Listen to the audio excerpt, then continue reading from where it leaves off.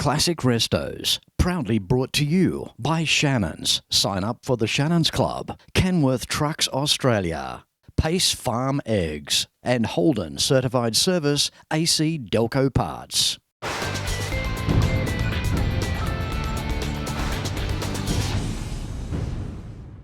Sunday, 1st of September 2024, just left Detroit, Michigan, and en route now to the Carlisle area in Pennsylvania. We've got a really nice museum to film to incorporate into the Shannons 2024 USA episodes. We've also got an opportunity to catch up with one of the head mechanics down the back of the museum, who's turned into a good friend over the years as well. So tomorrow, a full day of filming on the Monday to bring you that episode. So should be good.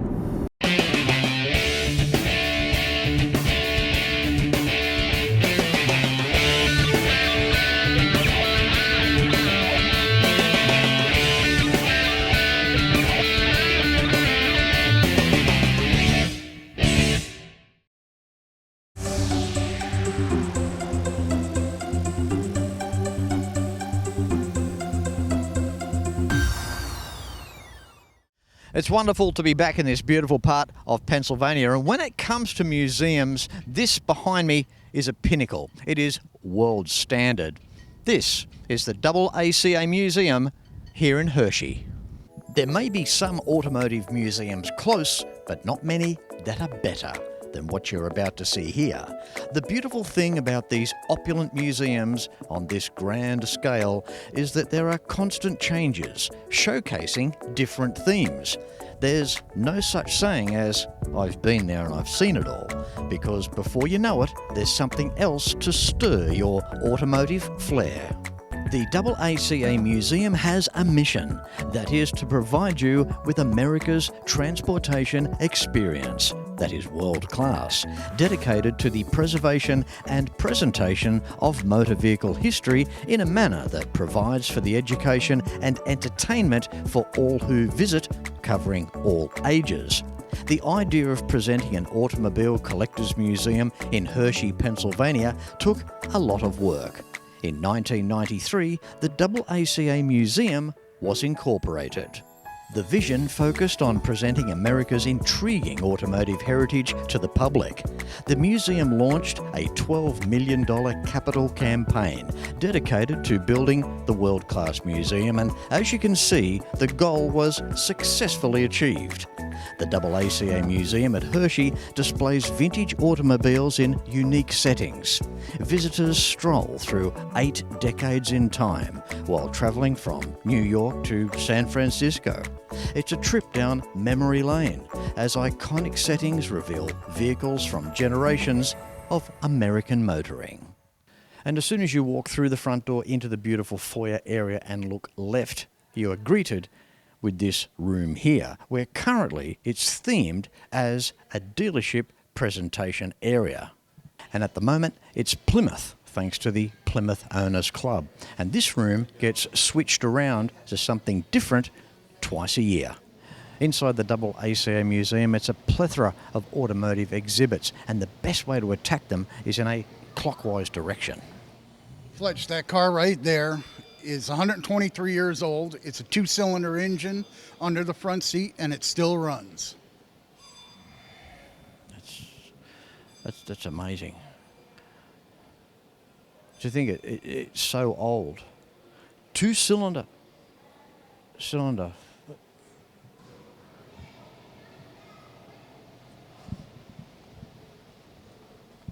With me now, it's always a pleasure, curator here at the AACA Museum. How you doing, Stan? Good, Fletch. Glad to see you're back again. Thank you very much. It's nice to see you after all these years. But it's been a while. Absolutely. And thanks for your time here this morning. Not a problem. Stan, we're standing in front of an old garage here. Would you like to give us a brief rundown of what this is about? Okay, this is a machine shop that was basically intact. They took it down and put it back up here, and it actually works. You can press the button and watch all the machines go, the saws, the drills, everything, and it's quite interesting. What year are we talking?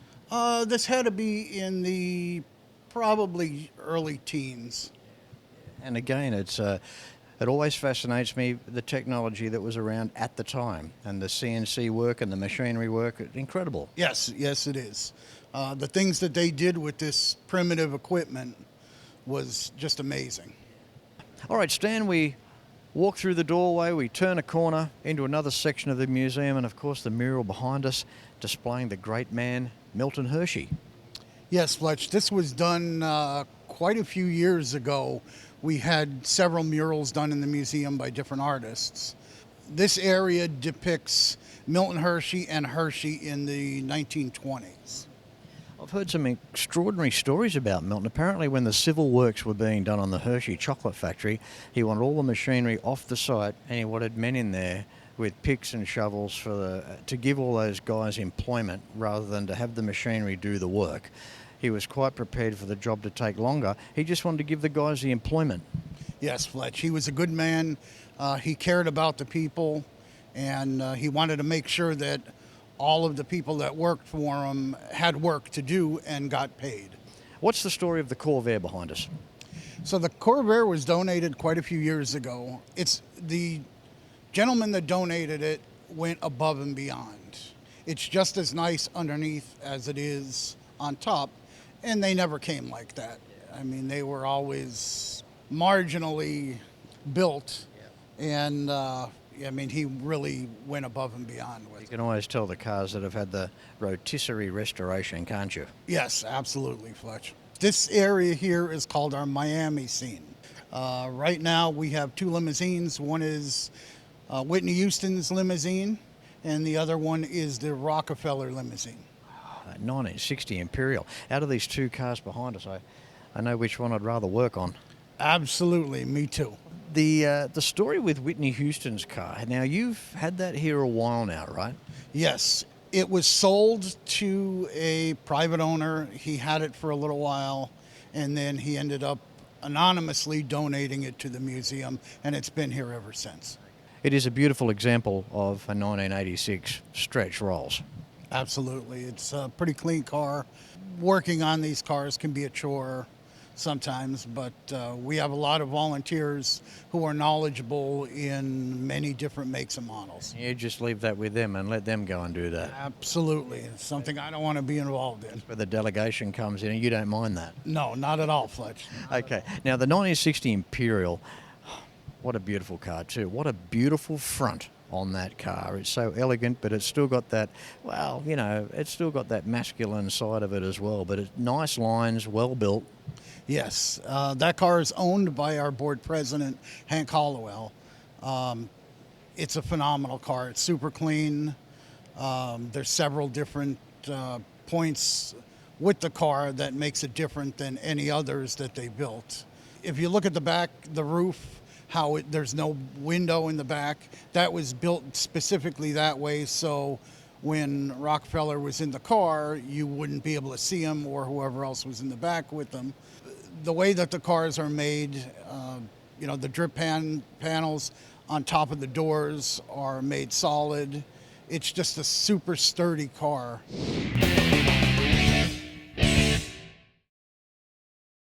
When I was a kid, I loved cars, still do. The 57 Cadillac Eldorado Brougham was the most advanced car in the world. Cost more than a Rolls.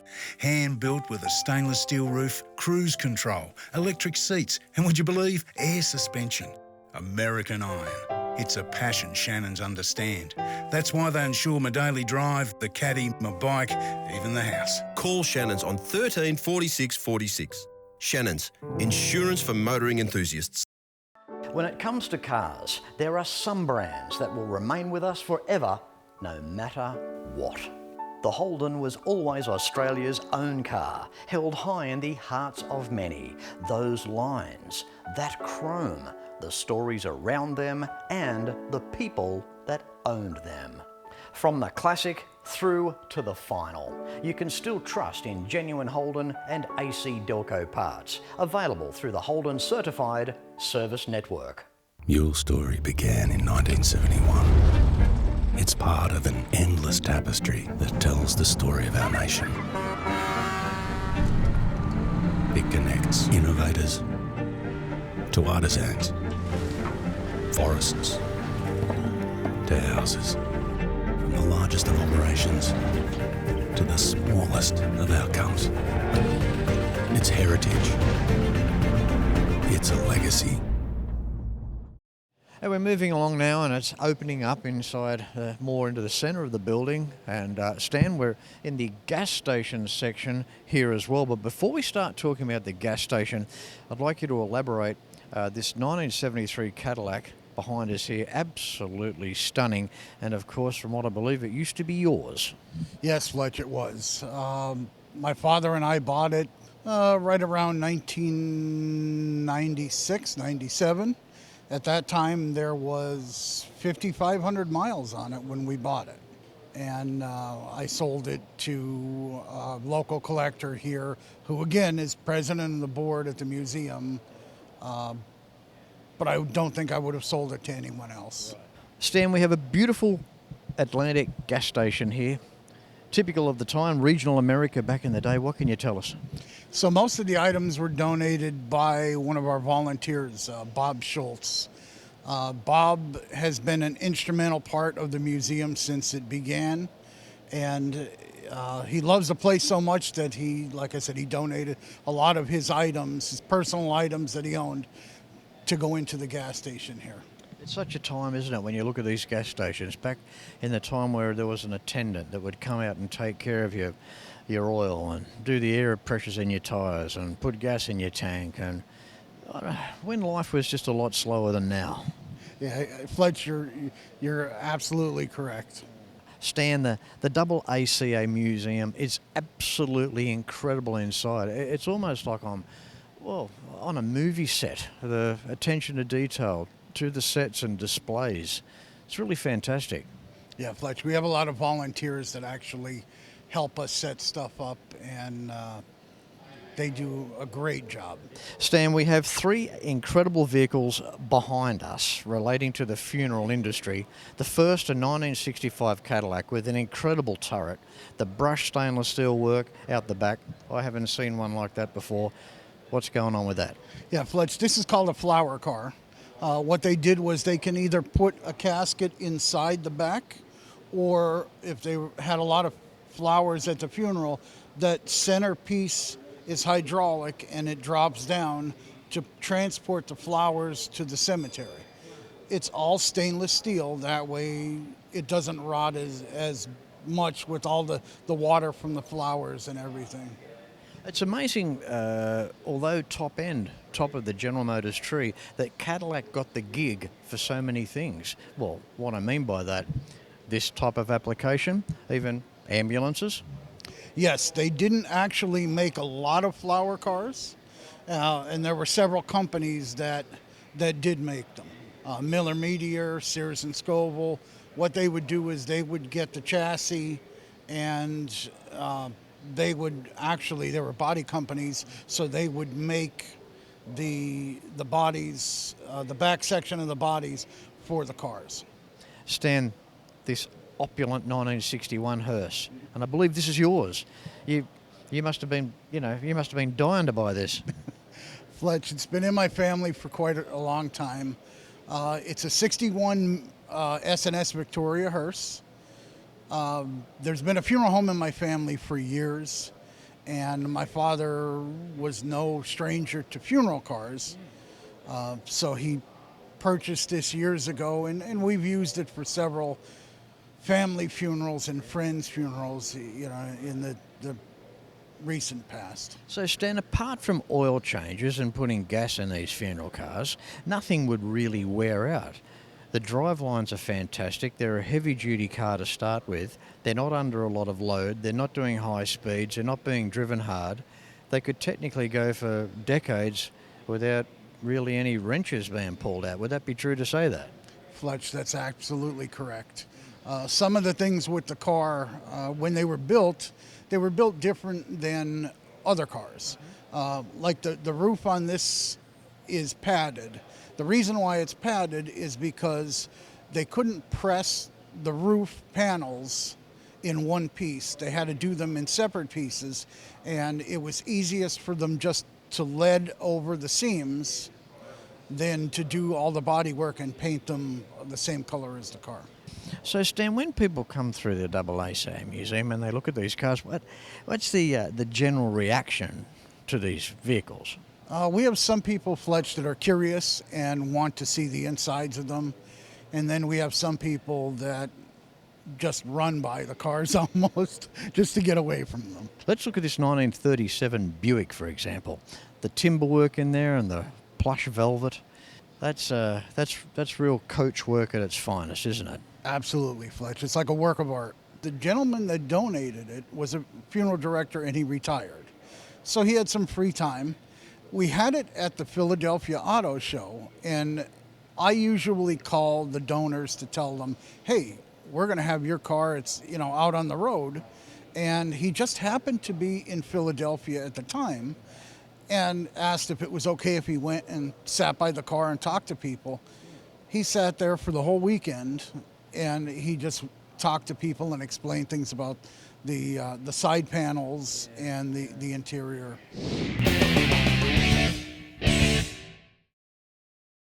Like Dad, I've always been a Ford man. The Falcon Squire wagon was unloved in 1964, but turns heads today. The Americans call them woodies, but the panelling, it's just fiberglass and plastic. But it's a passion that Shannons understands, which is why my Fords are insured with Shannons. And now, so's the home. Call Shannons on 13 46 46. Shannons, insurance for motoring enthusiasts. They may not be making the classic Holden anymore, but the legacy lives on. You can still have a Holden certified service using genuine Holden and AC Delco quality parts at over 180 centres across Australia. Go to holden.com.au to find your nearest centre. Book your Holden in, maintain the pride. Classic vehicles. Doesn't matter what they are. They're our investments, what they mean to us. What comes with that? Making sure that you've got the right insurance cover. And that's where Shannons can come into play. Why not pick up the phone and give Shannons a call for a quote and a chat on 134646. And also sign up to be a member of the Shannons Club. For more information, visit shannons.com.au. Stan, vehicle history that's dear to my heart would have to be the history of Preston Tucker, and I'm proud to be able to stand here at the AACA Museum here in Hershey, Pennsylvania, in the world's largest official Tucker display. Yes, Fletch, we are the only place, museum, collection, anything, with 3 actual Tuckers. The people that choose to do the tours with me to the United States each year, they have a bit of involvement with the Tucker as well. And it's one of those stories where I guess, 51 cars up against the big 3. It's incredible history. We've had some of the big brands go. We lost Packard and then Duesenberg, and there's a whole string of manufacturers, in fact 2,500 in all, from around about 123 years ago here in the United States. When you consider 2,500 vehicle manufacturers, that's 2,500 plants, that's tooling, staff. It's a massive thing to try and comprehend. So we've got the big 3 that we know only so well here in the United States, but then there's Preston Tucker, where in 1948, just punching way above his weight, but he took the initiative on and he succeeded and he built the cars that he had to. Yes, I'm lucky enough to have driven the only automatic car left with the Tucker-matic transmission. So we're looking at a car with a Lincoln steering column, a Duesenberg Cord pre-select for the gears, correct? Yes, with the Tucker-matic is a little bit different because they were in the process of perfecting it. So one, you can't shift from forward to reverse. You have to stop, shut the car off, put it in neutral, and then start it in gear, which is a little bit difficult, but you get used to it. If you haven't seen the Tucker movie, Jeff Bridges' movie in the late 80s was absolutely wonderful. It's still a fantastic movie to watch today. It is just so well done. And the movie car is here. It's the one behind us, yeah. Yes, I believe it's on an F-150 chassis. It has no motor, it has steering, and it has brakes. One door opens and the hood comes off, but it's pretty wild. We've taken it to different places before, and it passed for a real Tucker. Stan, I also love, not only we see the aesthetics of a car, but there's also the automotive side, the engineering side, the mechanical side. It's got its own display, the wraparound display over there with actual footage from the plant, from the Tucker plant as well. Prototype engines on display. Right over the back there, an intended engine, which to me would have been a horrible nightmare with all those lines. Every time there's you see a loose nut fitting is a potential leak point. So kind of pleased maybe that didn't go ahead. Yes, absolutely, Fletch. This entire collection was basically the collection of David Kamek. When David passed, it was set up so his collection would come here for a permanent exhibit. And, if it wasn't for David's foresight in stashing all of this stuff and saving it, this history would have been gone. It would have been gone forever. Stan, how surreal is this behind us? Tucker number 1. It shows the differences, Fletch, between all of the vehicles. Some of them have gas tanks in the fender, some have them in the back fender. So it shows you that Preston Tucker was progressing as the cars were being built on what made them better cars. It's interesting, the helicopter engine for the rear, realising halfway through production, hey, this thing's going to lay horizontal. We're going to need a sump, we're going to need a pan put on that. Obviously, in the application for the helicopter, it was vertical. That was a big modification itself as well. Yes, absolutely. In our collection here, we have several different engines that he was trying to figure out what he can do to make the best engine for the cars. So it was a trial and error period, actually. The more you get into these museums, the more you realise how important volunteers are. Here at the AACA Museum in Hershey, Pennsylvania, the volunteers, well, some of their photos are up on the wall here with the amount of hours they have individually spent. Gentlemen here, Danny Schwenk, 9,000 hours. Bob Schultz, 10,000 hours. Tom Earhart and Dottie Schultz, 8,000 hours.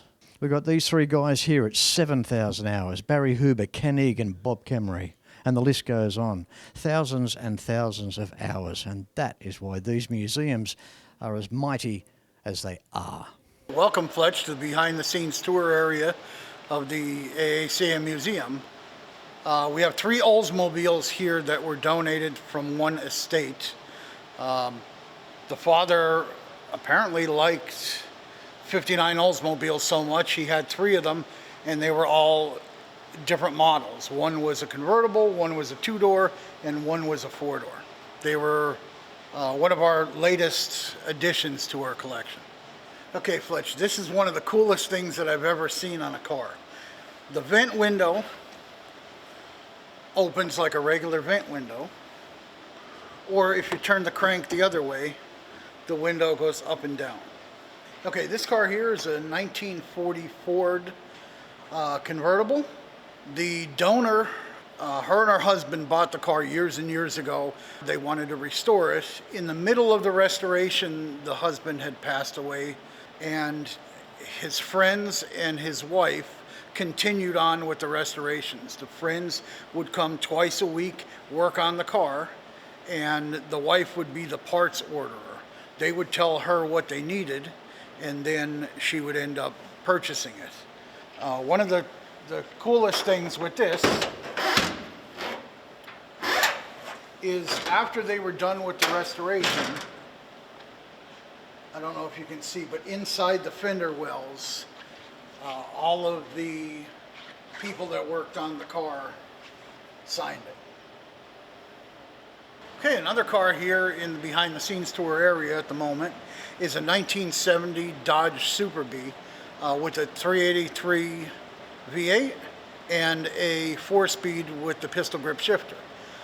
This car sat underneath a carport for 20 years with the cover on it, and the donor was going to sell it, but then felt they didn't want to deal with people, so they ended up donating it to the museum. Another car in our collection here behind the scenes is a 1958 Chrysler 300. The car was donated recently after a 300 Club meet here. The donor heard that we didn't have one in our collection. Here it is. He decided to donate it. It's a great car, runs great, lots of power. Stan, what do I say? It's always marvellous coming back to the AACA. As I mentioned earlier in the show, there's no such thing as, oh, I've seen that museum once, I don't need to go back. And this goes for all museums. The inventory is always changing. There's always something different to see, right? Yes, absolutely, Fletch. During the summer, we usually change things out quite often. There's different parts of the museum besides the main exhibit that change weekly. It all depends on what's going on at the museum, what events we're having. You know, people want certain vehicles in and out, and we just switch things around constantly. Now, I mentioned earlier too about the museums wouldn't be where they are also without the volunteers. There's a lot that goes into these museums, as you know, but also on that line of credit is yourself as well. You've been here for a lot of years now. I know that you've become an integral tooth on that big cog that helps the AACA move along from week to week, and I know that you are a big part of that, so good on you for that, Stan. Thank you very much, Fletch. It's like a big family. We call it our museum family. That's really nice. Now, if you want to find out more information about the wonderful things the AACA do, check them out, aacamuseum.org for more information. It's been an absolute pleasure, Stan, and I look forward to seeing you again real soon. Thank you very much, Fletch.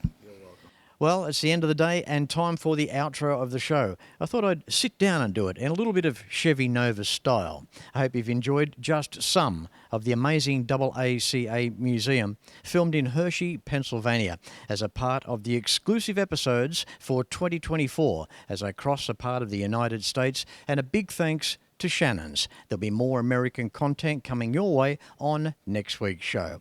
Until then, no matter where you're watching Classic Restos from, please ride and drive safe. I'm Fletch. Thanks for watching.